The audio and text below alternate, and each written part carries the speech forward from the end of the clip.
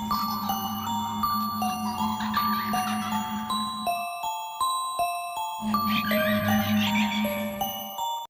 back to another episode of Disturbing Reasons to Be Afraid of the Dark. Thank you for joining me. You're probably wondering why my candles aren't lit. Yeah, somebody stole my lighter.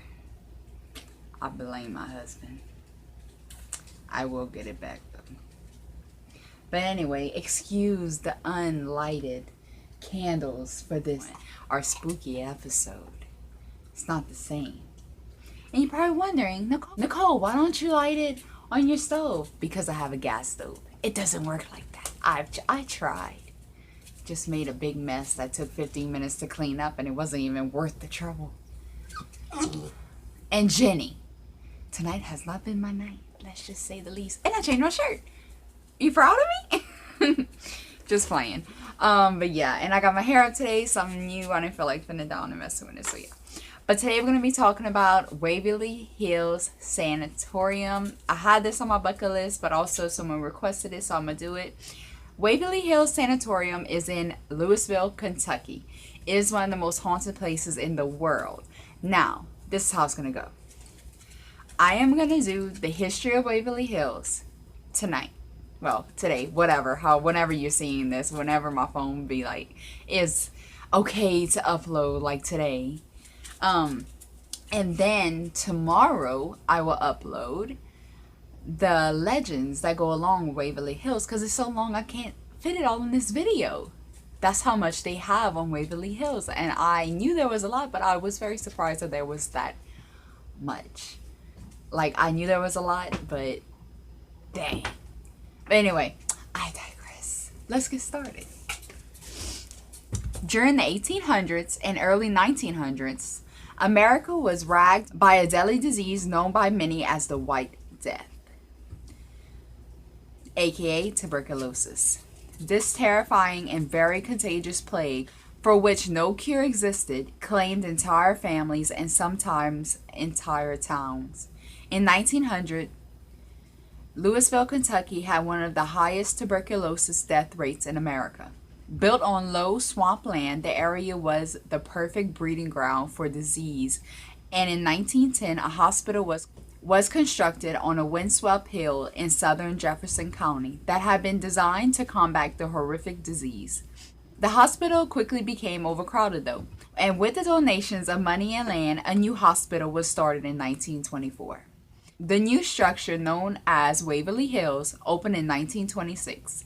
It was considered the most advanced tuberculosis sanatorium in the country, but even then, most of the patients succumbed to the disease. In those days, before medicine was available to treat the disease, it was thought that the best treatment for tuberculosis was fresh air, plenty of nutritious food, and lots of rest. Many patients survived their stay at Waverly Hills, but it is estimated that hundreds died here on the height of the epidemic. In many cases, the treatments for the disease were as bad as the disease itself. Some of the experiments that were conducted in search of a cure seem barbaric by today's standards, but others are now common practice. Patients' lungs were exposed to ultraviolet light to try and stop the spread of bacteria. This was done in sunrooms, using artificial light in place of sunlight, or on the roof or open porches of the hospital. Since fresh air was thought to also be a possible cure, patients were often placed in front of huge windows or on the open porches, no matter what the season. Old photographs show patients lounging in chairs, taking in the fresh air, while literally covered with snow. Other treatments were less pleasant and much bloodier. Balloons would be surgically implanted in the lungs and then filled with air to expand them. Needless to say, this often had disastrous results, as did operations where muscles and ribs were removed from a patient's chest to allow the lungs to expand further and let them get more oxygen. I can't, like, when I was writing this, my stomach was turning. Like, could you imagine someone going inside you, taking out your ribs, or taking out and breaking your chest and then taking out a lung? No thank you, I'm good. This blood soak procedure was seen as a last resort, and few of the patients survived it. while the patients who survived both the disease and the treatments left Waverly Hills through the front door. The majority of patients left through what came to be known as the body chute. This enclosed tunnel for the dead led from the hospital to the railroad tracks at the bottom of the hill, using a motorized rail and cable system. The bodies were lowered in secret to the waiting trains. This was done so that the patients would not see how many were leaving the hospitals as corpses. Their mental health, the doctors believed, was just as important as their physical health. But by the late 1930s, tuberculosis had begun to decline around the world, and by 1943, new medicines had largely eradicated in the United States. In 1961, Waverly Hills was closed down, but was reopened a year later as Woodhaven Geriatrics Sanatorium. There have been many rumors and stories told about patients' mistreatment and unusual experiments during the years that the building was used as an old age home. Some of them have been proven to be false, but others have unfortunately turned out to be true. Electroshock therapy, which was considered to be highly effective in those days, was widely used for a variety of elements. Budget cuts in the 1960s and 1970s led to the both horrible conditions and patient mistreatments, and in 1982, the state closed the facility for good. Is any wonder, after all the death and pain and agony within these walls, that Waverly Hills is considered to be one of the most haunted places in the country? The buildings and the land that made up Waverly Hills were auctioned off and changed hands many times over the course of the next 2 decades. By 2001, the once stately building had nearly destroyed by time, the elements and the vandals who came here looking for a thrill. Waverly Hills had become the local haunted house, and it became a magnet for the homeless looking for shelter and teenagers who broke in looking for a ghost. The hospital soon gained a reputation for being haunted, and stories began to circulate of resident ghosts like the little girl who was seen running up and down the 3rd floor solarium, the little boy who was spotted with a leather ball, the hearse that appeared in the back of the building dropping off coffins, the woman with the bleeding wrist who cried for help, and others. Visitors told of slamming doors, lights in the windows as if power was still running through the building, strange sounds, and eerie footsteps in empty rooms. It was at this time that the hospital came to the attention of Keith Age and the Louisville Ghost Hunter Society. Keith is a representative for the American Ghost Society in Louisville. It would be his work with the television show that would bring him to Waverly Hills. Over the course of the next several years, the group had a number of unexplainable encounters in the building.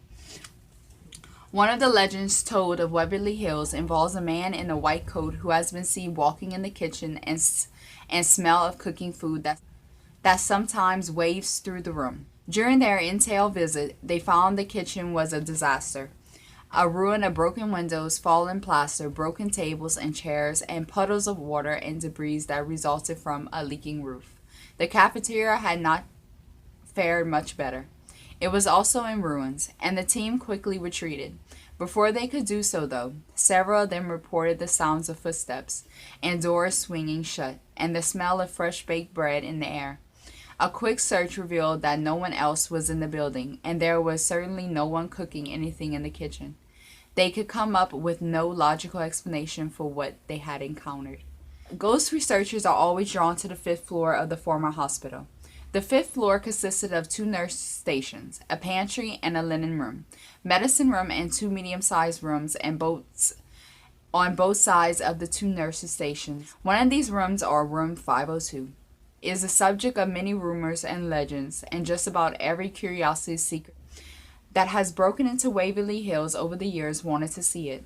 This is where, according to the stories, people have jumped to their deaths and have seen shapes moving in the windows and have heard disembodied voices that order them to get out. There is a lot of speculation as to what went on this part of the hospital, but what is believed is that mentally insane tuberculosis patients were housed on the 5th floor. This kept them far away from the rest of the patients in the hospital, but still in the area where they could benefit from the fresh air and sunshine. This floor is actually centered in the middle of the hospital and 2 wards extending out from the nurses' station. I'm sorry, I got angry because I hate when I can't pronounce them. But that's all the time we have for today. That's all I was going to do anyway. And then the next section of it is going to be the legends of the fifth floor. And that's what we were just talking about. The fifth floor is where they used to house the mentally insane patients that had tuberculosis. So they could, like I said, so they could keep them away from the other patients so they wouldn't, I guess, harm the patients or rub off their cuckoo-ness on them or make them feel worse. Because I'm sure the sane patients that had tuberculosis were already dealing with a lot themselves with mentally, and the ones that they were already proven mentally were, they tried to keep them apart so that way it wouldn't make it worse and it wouldn't cause friction, I guess. But yeah, so we're gonna be talking about the fifth floor tomorrow. I'm probably gonna have to do 2 parts on that. I'm not sure yet, but I'm sure y'all won't mind because everyone's been asking for it, so y'all got it. And I'm sure there's gonna be a lot of pictures on here. I mean, a lot, because this is a very well-known place and a lot of people go there, and it's very active and people capture a lot of pictures. So make sure you stay tuned for that part because I'm not going to put too much in this video. I'm going to save most of the pictures, and if I can find little videos, I'll put it in the next video because that's going to be talking more about the haunted history of Waverly Hills, and this one was just the history of Waverly Hills. So make sure you stay tuned for that, okay? And don't miss it. Make sure you like, subscribe to my channel so you don't miss anything I do because it always gets more interesting. And if you were waiting for the rest of the other story, Abandoned Catacombs, I am going to finish doing that probably the next week after next, because I noticed that a lot of people didn't gravitate it too much. Like I said, it took off really slow. And like, if you're like me, well, I read anything. I don't care what it is. I'll wait till the end, you know, but some people don't. We all have a life, so I'm not mad about that or nothing. But anyway, yeah, so I'm going to start doing this and start doing my request list, give y'all what y'all want to hear instead of giving y'all stuff that necessarily people don't want to hear or never heard before. They want to hear stuff that they already know about and they want to see if I found anything more. So yeah, thank you for joining me for Disturbing Reasons. Thank you for joining me for Disturbing Reasons to Be Afraid of the Dark. Make sure you stay tuned for the next episode of this, and stay scared, my Nicky Loos.